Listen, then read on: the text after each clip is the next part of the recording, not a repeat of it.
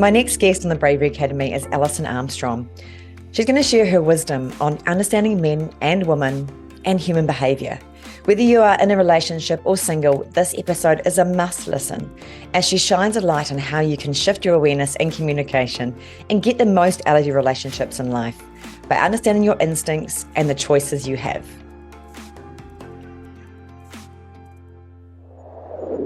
Welcome along, Alison, to the Bravery Academy. I am very excited to have you here. As I've talked to you off the recording before, I'm a fangirl from several years.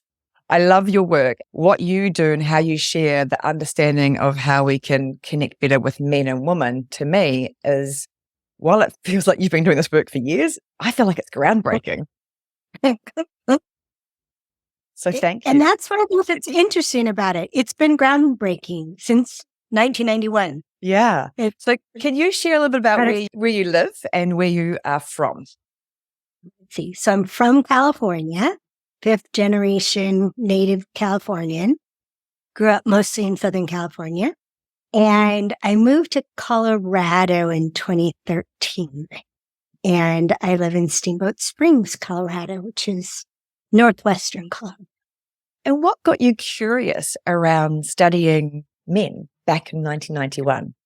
Have you read The Queen's Code or listened to the audiobook, The Queen's Code? I've listened to the audiobook. Okay, perfect. Around frogs. Yes, that is the best way to do it. So what happened in the first chapter of The Queen's Code to Kimberly actually happened to me.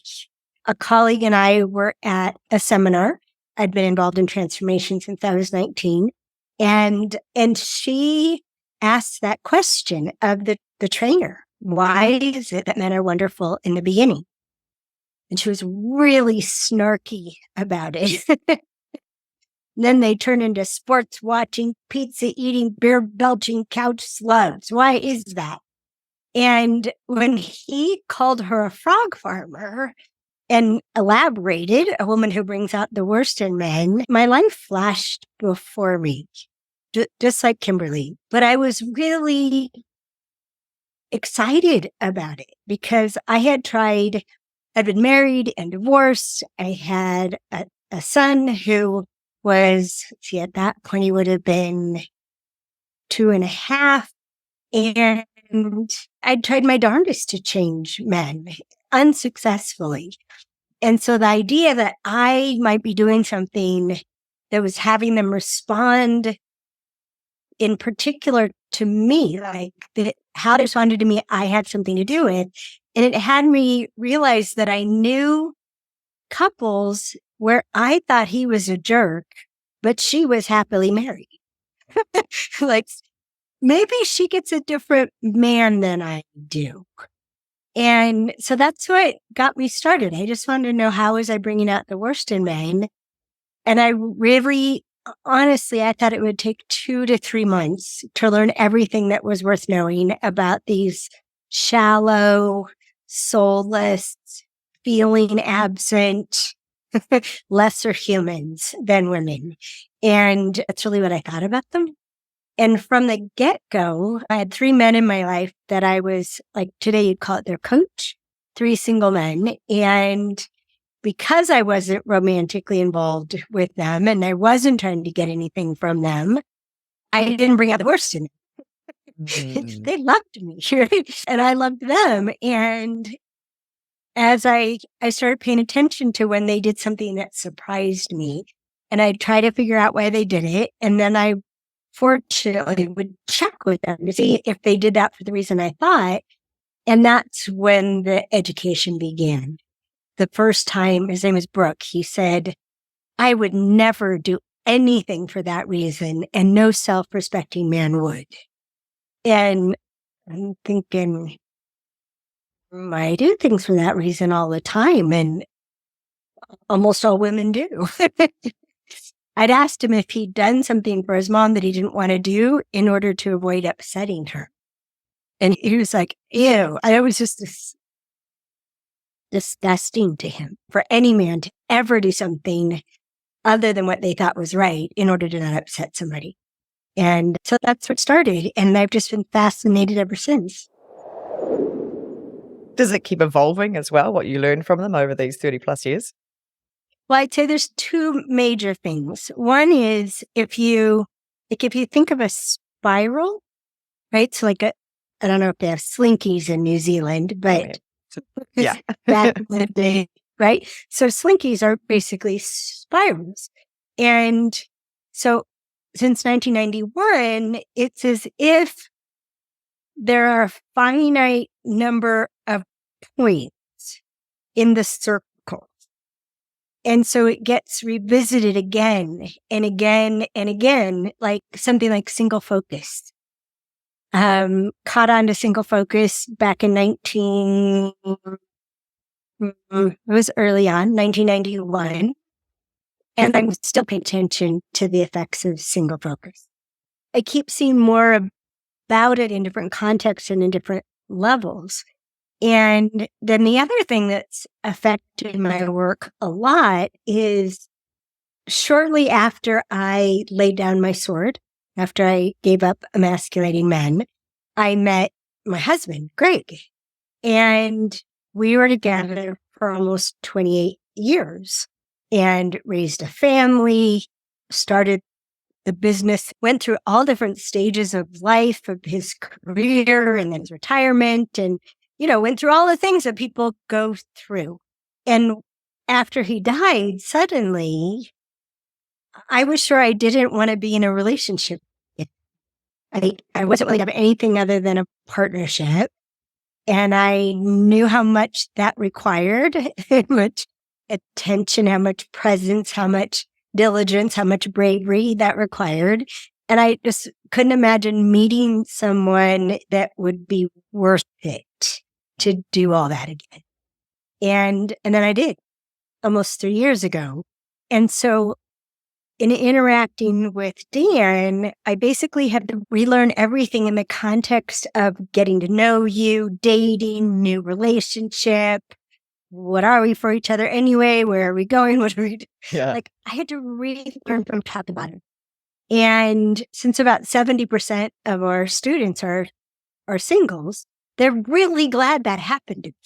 I'm really glad that's happened to you. I know that sounds terrible, but that dating part, not losing your life partner, but there's this understanding. I went through this similar, later with the divorce around the mid-30s, and this kind of like, what is going on with men and relationships? And then coming out at this stage, trying to learn to date, and then going through a fraud and someone being a con man.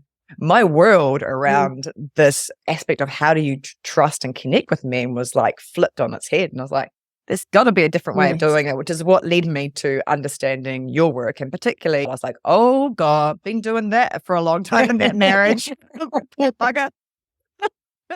Yeah, we're really good at it. Even when we don't mean to be, we're really good at it.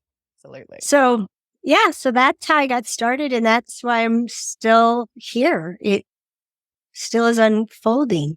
And I'm fascinated by these creatures, these amazing creatures. They're so different than us. They're so different. And what I've loved about your work as well is you connect, similar to me, with my background as physio, but it sounds weird from this kind of work that I do now, but it's around the evolutionary biology, around how our body reacts and how our brain reacts. And so how do we deal with other humans? And so when I've looked at the way that you talk about instinct and choices, and men and women are different in that, I'm like, can you share more about the different instincts we have then as men and women?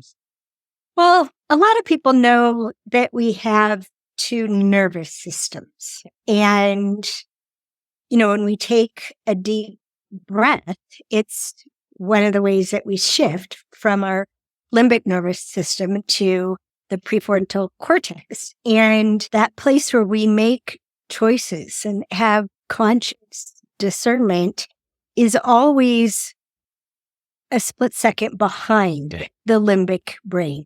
So once I started paying attention to it, what I could see was literally the feeling, and it would happen in the back of my neck and my shoulders, the feeling of impulse, that it like this feeling of being thrusted forward.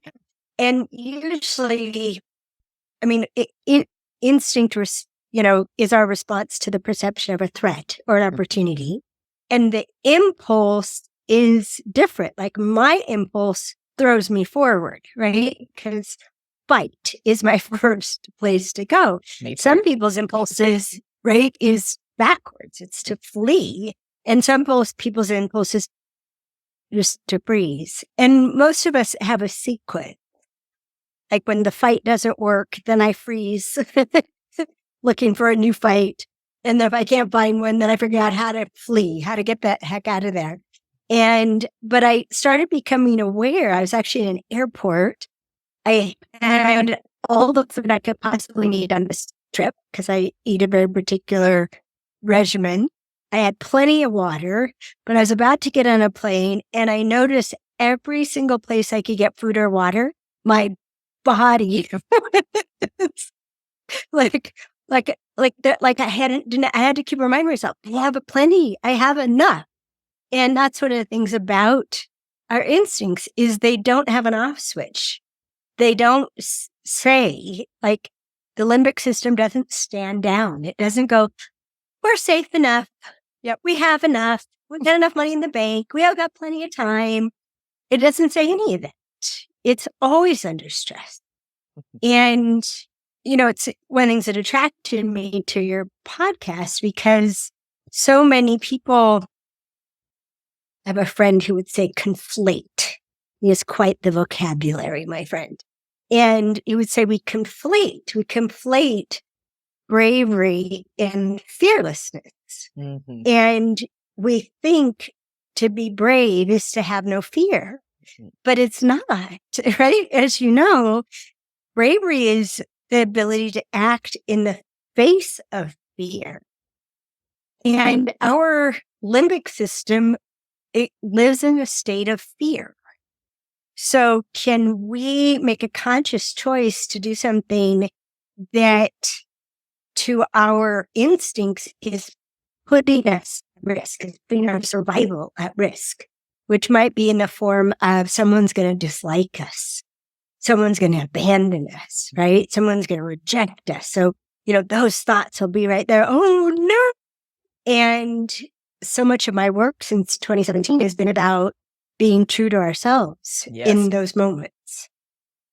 And that's a lot what I had to experience with Dan. From our very first conversation, saying things to him and thinking in my head, if you're going to run now. Yeah. This is your moment. And there were so many of those things. Each of us has so many things about us that we're sure will get us rejected. For sure, that people will think that's too something, right?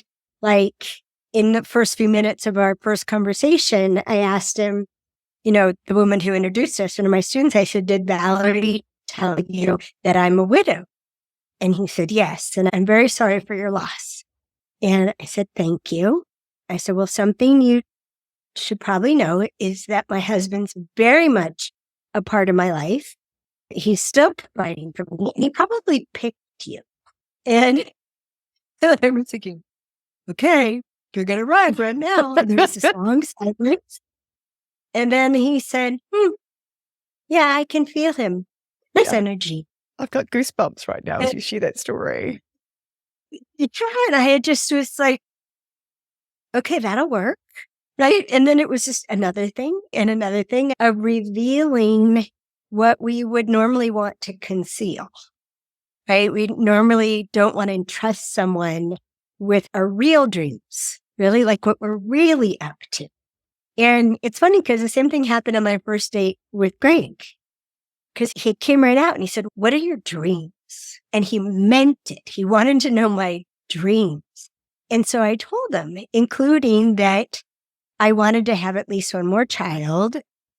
And it came out of my mouth, right? And I want to be home to raise them.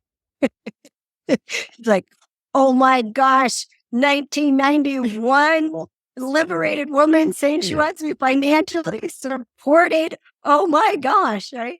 And, I said I wanted to have a foundation and what I wanted to do with the foundation. And I didn't know until later, in some ways, much later, that on his side, like when I mentioned a foundation, he's like, oh, I want to fund that. Right. And when I mentioned, having more children, he thought she should have 2 girls. And he was sorting himself, and he kept sorting himself in. If she's with me, she's going to have that. If she's with me, it's going to be like that. And, on our first date, I asked him, I said, how important is sex to you? Question. Love that as his first line. We're not the first line. It was many hours into our first date, maybe like the 7th hour or something. But it was my last niggling concern about this person. I said, how important is sex to you? And he's like, important? What do you mean? I said, I didn't get enough in my first marriage. He came right out and said it. And I found out later, and this is years later, that in that moment, he promised himself, if I was with him, I would have as much sex as I want to. It was so beautiful that he was like, I'm going to honor this woman's needs. Mm-hmm. Good Yeah. man. And that's really what the biggest thing I've discovered is so many people, they want to find the person, right? Find the person, check all the dots, right? And then they think it'll just take care of itself. I met the right person, so it'll take care of itself from here. And we don't pay enough attention to, no, it won't take care of itself. We've got to take care of each other. And we take care of each other by finding out and respecting what the other person needs, by finding out and respecting our own needs, by getting what we need in order to give them what they need, and giving them what they need to give us what we need. Not only do we both get our needs met, but we both get to give what we need to give. And that's what most people overlook, right? Because that's one of the biggest needs we have. We have the need to give. And if the other person won't let us give, it feels like rejection. We keep being really hurt and really stymied. And that was one of the most important things that I found out about men was how often they were thwarted in trying to give what feels to them as this is mine to give. I'm supposed to give this. And women, one of the backlashes, right, of feminism, which we needed it, but one of the backlashes is proving we can do everything ourselves. Hell yeah. And thinking that a man offering to do something for us is because he thinks we can't. Instead of, he knows we can open the door. He knows we can pay the bill. He knows we're very capable. And if he doesn't think so, he doesn't want to be around us, right? He knows all that, but he's offering because he wants to. He wants to give that. And another thing I had to sort out, Emma, was how often women offer to get credit for offering. Ooh. How many times we offer hoping the person will say no. Because we don't really want to give it, but we need credit, need to be liked by offering. And so since so many of our offers are insincere, we assume men's offerings are insincere. But they're not. Very few, very, very few of them offer something they don't actually want to provide, hoping you'll say yes. But we keep telling them, we show them we can't receive. Like, they'll pay us a compliment, and the voice in our head thinks they're wrong. It'll honor the voice in our head.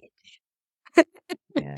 Instead of the man who's standing there spending his time and energy saying, you look beautiful. Oh, no, I don't. So, I mean, we even reject when they compliment us because they want to uplift us. They want to contribute to our confidence, which is the most attractive quality to. And that's why they compliment us. And we turn it into a struggle, by the way. Men also suck at receiving. Yeah. Good. So it's both ways. Yeah. Yeah. Their instincts are around providing and taking. There is no instinct to receive. Receiving is a conscious choice for all of us. How do we nurture us so that we can then receive? So as a woman, how do we do that? How do we nurture ourselves to then be better for the men that are in our lives? You want me to answer that? I would love you to answer that. Well, since you paid enough attention to what I do, I'm really practical. Yep. And so I break things down into small, simple awarenesses, if you will. And so in answer to your question, the first would be to identify what are the flavors. What are the flavors? And you can call it femininity. You can call it an open state of mind. But what are your favorite flavors of femininity? Because there's so many. And one of the ways to distinguish it, you were talking about masculinity, right? So get her done, take means, kick ass, make it happen, right? So the energy is it's like an erection, frankly. That's how I work. I'm constantly on erection mode. Thank you for that one. Yeah, you got to get it up, right? Yep. And drive it home. And we're perfectly capable of doing that. It will cause exhaustion because we don't have nearly the testosterone that men have. But we're perfectly capable of doing all that. And it's even thrilling to do it. It can feel very empowering. But we'll end up fatigued. We'll end up with heart attacks in our 30s. There's all these consequences. Besides the consequence of, in a romantic relationship, men are looking for the most capable, competent woman that they can attract and keep. And to them, their ability to keep her is because they have something to contribute to her, something that they can provide for her that she needs him for. So us communicating over and over again, I don't need you, I don't need you, I don't need you. Like, well, I guess I'll go find someone who does. And so our lack of receptivity, right? So we've got this masculine, make it happen. I don't need you and I'll prove to you that I don't. And then the lack of receptivity, I mean, that's what has so many of us end up wanting a romantic relationship and not having them. And even just wanting to feel cared for by men in general, but we don't, because we're sending all of them away, romantic and otherwise. And so if you start with thinking of feminine energy, that word is completely valid. And I took a definition from chess. The music or the game? The game, chess. The game.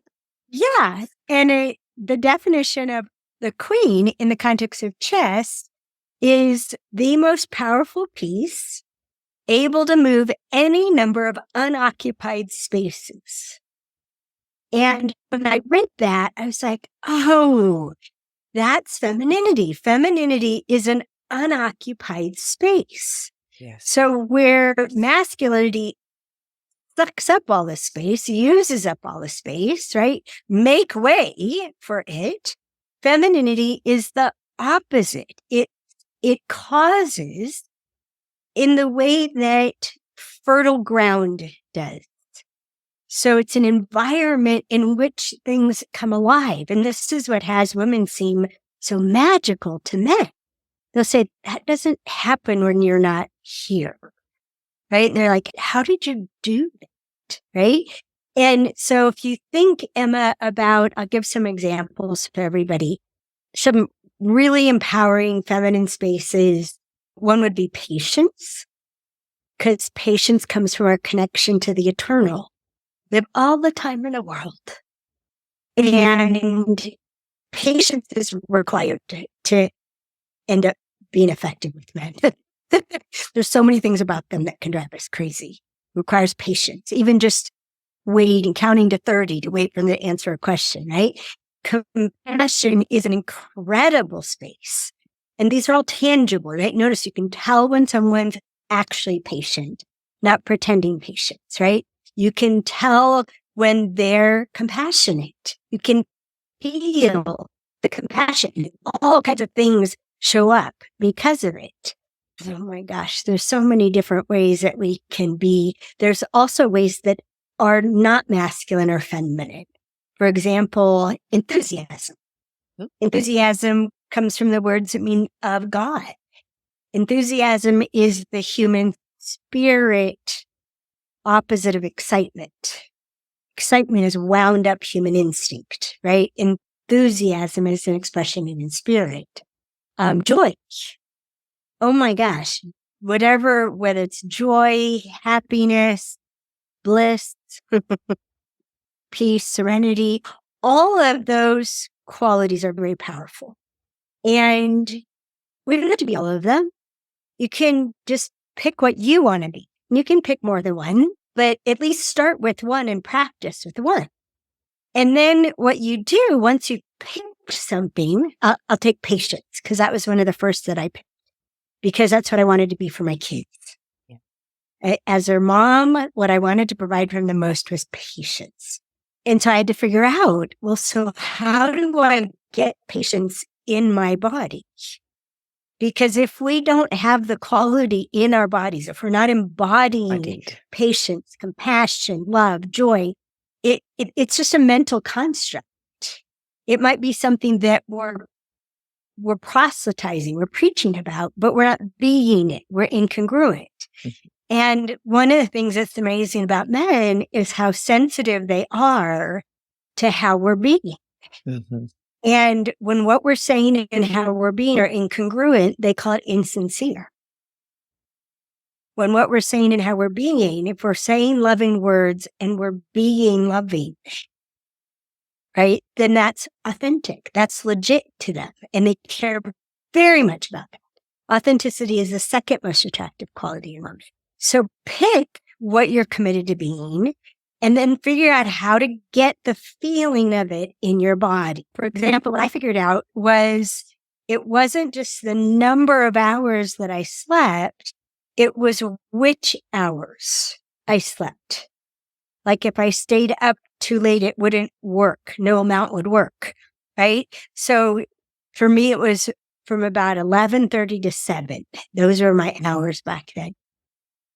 I woke up with patience. Yeah.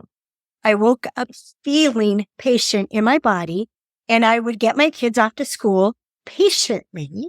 Yeah. I didn't have to try. Another way to think of it, Emma, is to overflow, right? If we can overflow as the qualities we value, if we can overflow compassion, if we can overflow as joy, if we can overflow as love, we're not working at it. We're so full of it. It's effortless. The effort is putting it in the body, right? Not getting it out, not expressing it. And so things like sleep, time in nature, conversations with our favoriteest people, like we'll end up so full from getting to be with them. These are things that each of us has to figure out. How much sleep, how much movement, how much alone time, how much company, how much of the right kind of company, right? The right kind of, good kind of being alone. How much accomplishment? Like, I need accomplishment, right? It's very masculine, but I've figured out how to have accomplishment in a way that nurtures the feminine. Like I save my dishes for the morning.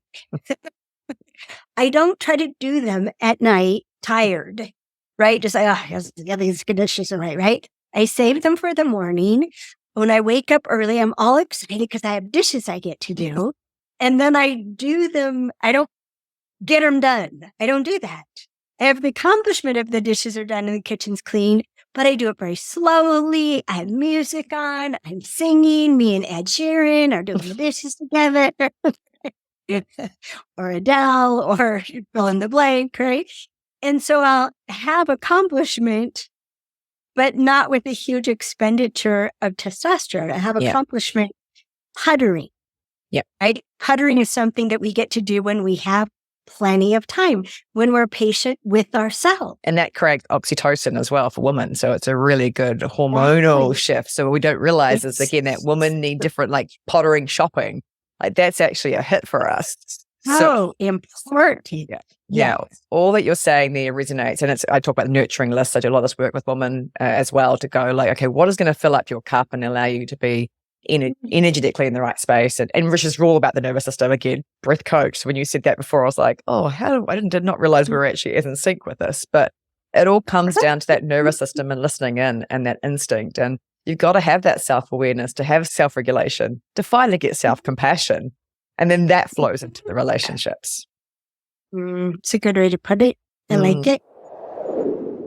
So one thing I was really wanting to ask you was, what brings out the worst in men? Gosh, the simplest way to put it, and then we can unpack it. What brings out the worst in men is attacking them and setting them loose. And by loose, I mean that they will have spent time and or energy and or resources and end up depleted. There's no return on investment. They expend those things and they don't end up with it being valued, being appreciated, being admired for it being received well.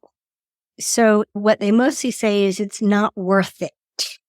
There's so many things that men don't do because the person they did it for didn't make it worth it. Yeah. They took it for granted, for example, or as one man put it, why do I always get 100 points or 0? Why can't I get 80? Yeah. Right? And our minds work so differently than men's. Men are problem solvers, but they're nurtured by beauty. So they focus on what is more than what isn't. Where we're always in fear of being imperfect and being caught being imperfect. We think we survive by being perfect. So we're always paying attention to what's wrong with us, what's wrong with that bouquet of flowers, what's wrong with his timing, what's wrong with what he said. Negative, aren't we? Oh my gosh. That's exhausting for them to be around. It is. It is. And so it's one of the things that I learned is how much it matters.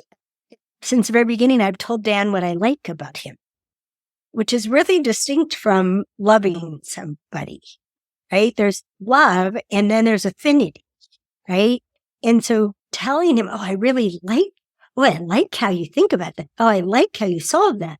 I like how you repurpose that. I like how you handle that, right? Oh, I really like how you did that. And it was so funny. Right from the very beginning, he said, because he said something that rattled me. And I said, could you just be quiet for a few minutes and hold space so I can reset my nervous system? And I didn't know how well acquainted he was with that when I said it to him. And he said, sure. And then he shifted. And I recovered myself in like 15 seconds. It was so fast. And I was left in awe. Your space is amazing. And hear this, you're welcome. Like, oh my gosh, it was so hot. I'd like, be still my heart. A man who owns what he's causing, not the, aw shucks, it's nothing, artful dodger.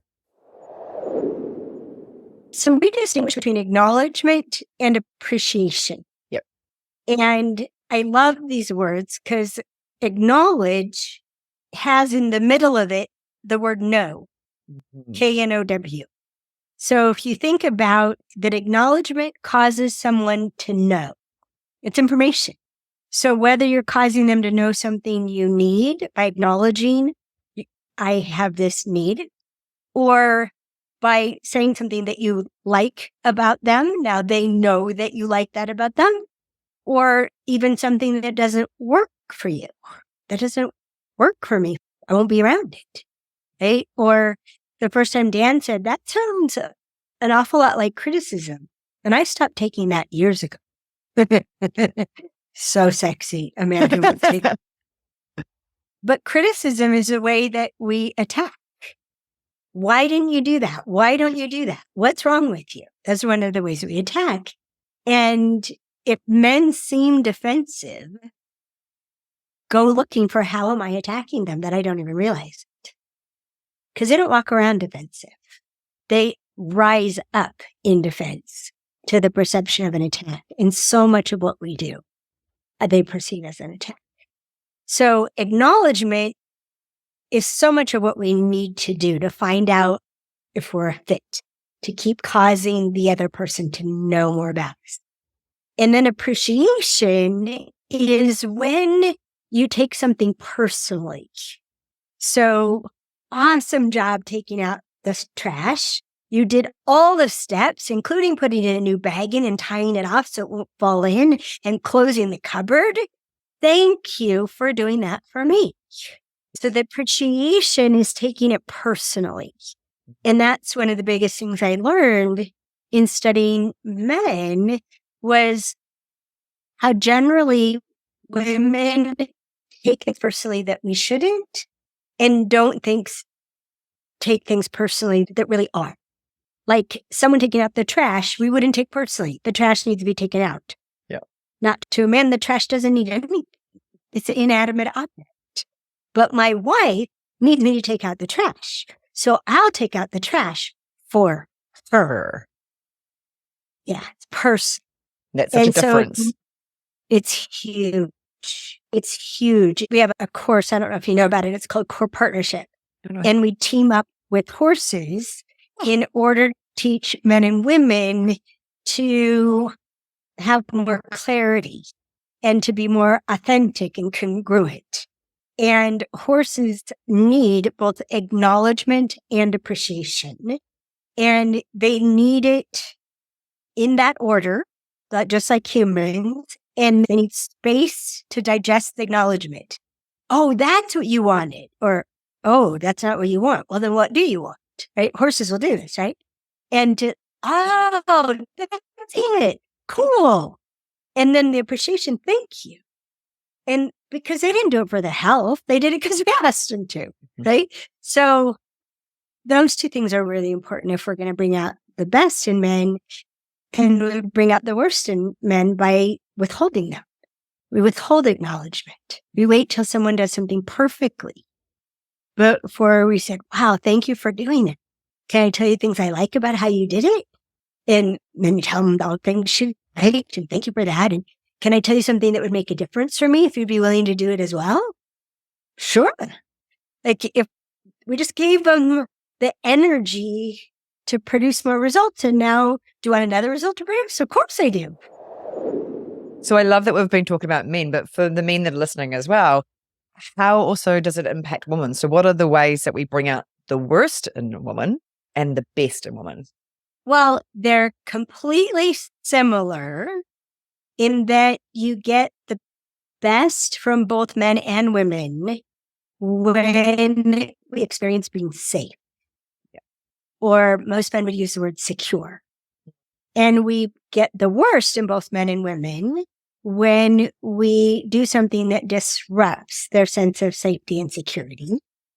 And one of the things that I think I had, I don't know, it's probably in the top 10 of having fun sorting it out, is that when we're in that committed producing results state of mind, we feel secure when we've been producing results, we are producing results, and we can anticipate we're going to keep producing results. So it's a continuum, right? And which is why you can get a very successful man depressed because he doesn't see he's going to keep being productive.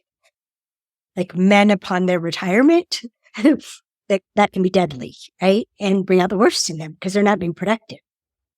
And for when we're in an open state of mind, then it's safety and feeling safe. And it's a safety that happens from being connected. So So when we're in a committed state of mind, we need to be productive, and respect and trust will bring out the best in us. When we're in an open state of mind, we need to feel connected, and the right kind of interest and attention will bring out the best in us. And can I tell you something that Dan did about that? Please. So when we were long distance, when I was talking to him on the phone, I had his undivided attention. Or if we got together for a long weekend or a vacation week together, I had all kinds of attention from him. And then I moved to his city because I wanted to be with him every day. And he has so many accountabilities, right? His home and his family and his friends, right? So all that attention I was getting disappeared. And I freaked out. I mean, it absolutely brought out the worst in me. It was horrifying. And I was frog forming him. I was bringing out the worst in him because I kept attacking him. Like, I got more attention when I didn't live here, right? And oh my gosh, God bless him. So finally, I communicated in a way that could be heard. I moved here so I could see you every day. I need attention every day. I need to be talked to and listened to and preferably hugged and kissed every day. It's given in the roadmap, isn't it? Yeah, it was very clear. And we did this just before I got on with you. So he said, okay, this is what we're going to do. Your schedule's much busier than mine. And he always says this with this little like shitty smile because he's been retired over 30 years, even though he has all these accountabilities. Yeah. But he's like, your schedule's busier than mine. So you pick a time.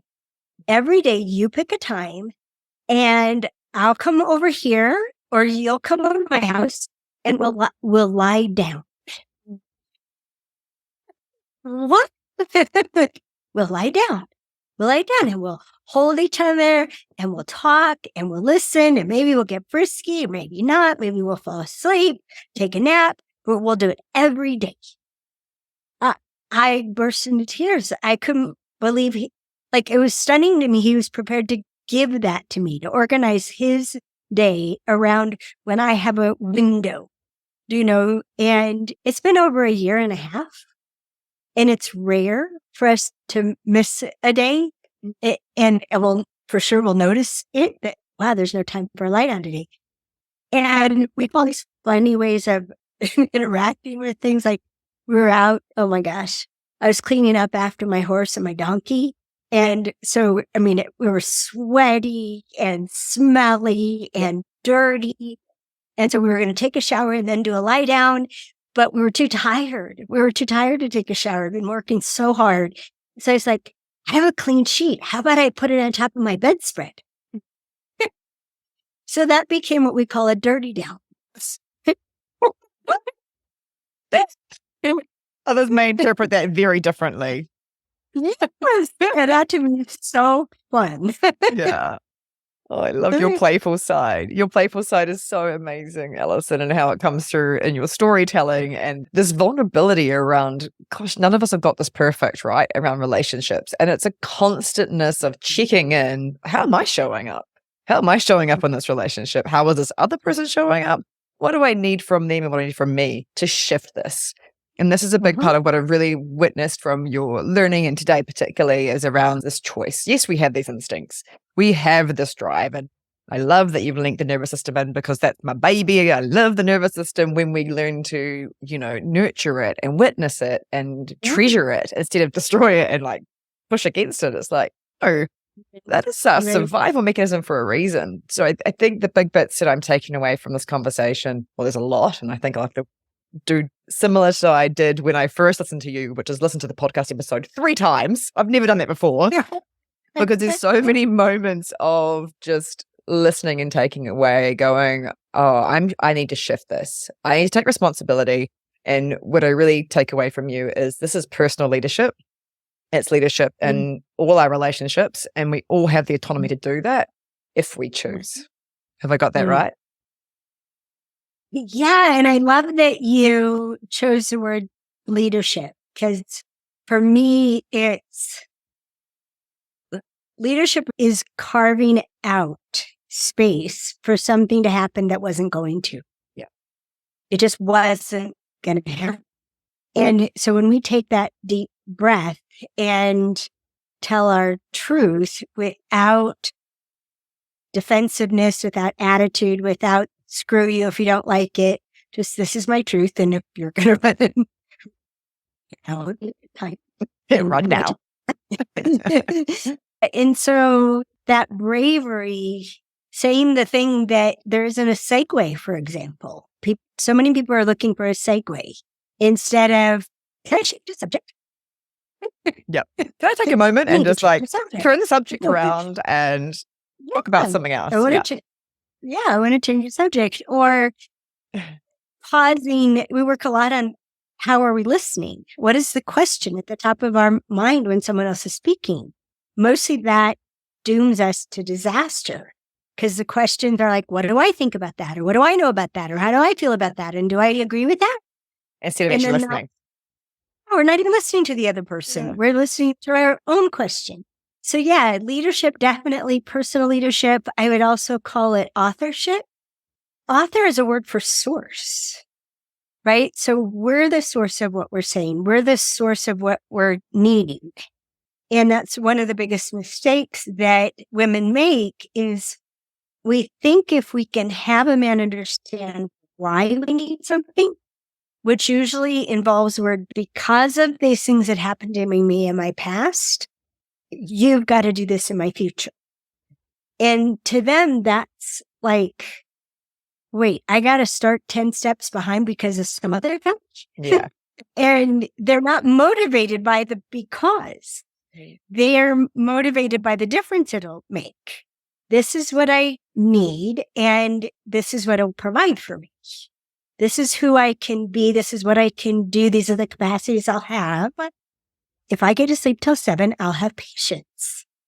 And so the leadership in figuring out what it is that allows us to be the people that we want to be, defining it, and then how do we get it in our bodies, and then asking other people to participate in providing that for us, is huge. It's bravery. And one of the things that's beautiful, it's bravery. And one of the things that's beautiful about men is they recognize it as beautiful. They recognize it as bravery. They recognize it as, wow, she has the courage to tell her truth. Those are the words they'll use. It has them fall in love with them. It has them just be, wow. And even if they know they're not the right person for us, they'll go, but I know somebody for you. Because they still want to provide the right person, even when they know I'm not the one you're looking for. So grateful for your wisdom today, Alison. I never know how these conversations are going to go on the podcast. And to be honest, I was probably more nervous around your conversation. And this is my vulnerability. I know your head goes, what? And I go, because there's so much of, I guess it's that rejection piece, but around, I just adore women stepping into their power and doing what they're doing and holding you up on this little wee pedestal going, one day I'm going to be brave enough to keep working like she is. So thank you for sharing your wisdom and making it such a beautiful conversation. And I can honestly say that I have deeply got so much out of it. So I know that many others will be going away and having little aha moments, mic drop moments, and going, maybe asking for sex more like what you did in your relationship with Drew. Yeah. So thank you. And you're very welcome. So how can people find out about you? And we'll put it in the show notes, all the links and some of the favorite things. I know you've got your Understanding Men, Understanding Women, Queen's Code. There's a lot of resources. Where do they actually start? Yes. And how do they get in touch with you? Oh boy. Because there's a lot. If you're going to start with a book, I would say listen to the Queen's Code audiobook. And LUX stands for Liberation, Understanding, and Extraordinary Relationships. It's less than 8 hours, but oh my gosh, does it pack a punch. In basically what I see is the only 3 things we can control. How are we being, how are we listening, and what are we speaking for? So I'd start with that. That's a good place to start. I'm doing your Queen's Code journey again, starting next week. So people, if they want to, they can listen to the chapters of the book that we're working on. And then I spend an hour and a half on Zoom answering questions about the parts that we've listened to and help people customize things like the vow for what they're committed to and help them get through the tricky parts of changing our perception so radically. So that's coming up too, they can do. And then I'm going to be live in Los Angeles at the end of October. Oh, well, I would love people to come to that, but this is coming out probably after that, unfortunately. But I know people go onto your website, there'll be so many other events to check in with you for later 2023 and 2024. That sounds amazing. Yep, we'll have our intensives again in 2024. Yep. Amazing. So grateful for you. Thank you, Emma. You're very welcome. I've loved our time together. And for anybody that has been curious around human interactions of men and women, Alison Armstrong is your woman. Thank you. Thank you.